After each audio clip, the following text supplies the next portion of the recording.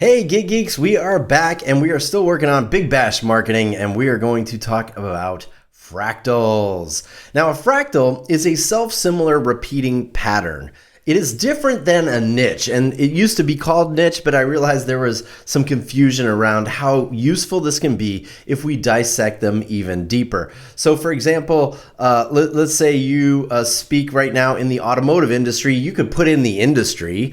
You could even call that a niche. But what's more important is if you think of them as fractals and you're in the automotive industry, you might actually create a fractal called automotive manufacturing and then automotive sales or automotive dealerships. Those are fractals. They're self-similar repeating patterns. Like the audience might look the same, but the nuances become very, very important. Now, when you're starting out, you might be just like me. You're just starting out with just a few fractals that are very large because you're not really sure of the different types of of industries here. For example, in education, you can see that this fractal has actually got a demand curve that's moving up very rapidly. And what you're looking at in the chart here, which renders every time you change this, it takes a little while because it goes through every gig looking for which gigs fit this category. And it basically looks at your demand for this. So in April, I had one gig that was confirmed for this.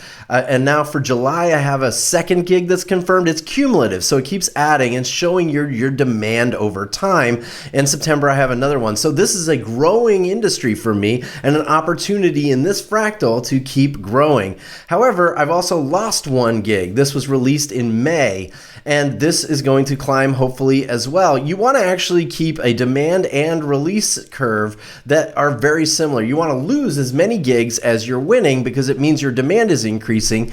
But you also need to be increasing your fee. So I should be losing just as many as I'm getting. I'd actually rather see 2 lost here because that means my fee is set correctly as the demand curve grows. So you want to use your fractals to understand exactly where you're seeing momentum. Now, I'm just going to show you what happens when you change this. We're going to change it to entrepreneurs. I'm not even sure if there are any gigs. It looks like it's 0, but it's actually going through everything right now, trying to see if there are any entrepreneur gigs.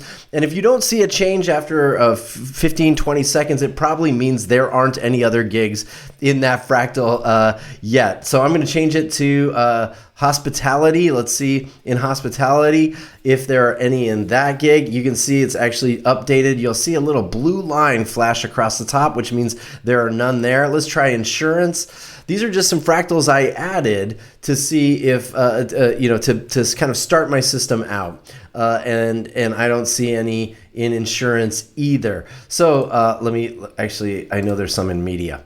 So there we go. There's the media demand curve. You can see that it's been growing very rapidly, and I've lost no gigs in the media demand one here. So that's looking great. I wish there were more, but unfortunately there aren't. You can see it calculating all the dates here. It's going through every gig, okay? Now, if you need to add a new fractal, all you do is add it here. So I'm going to actually add one now called automotive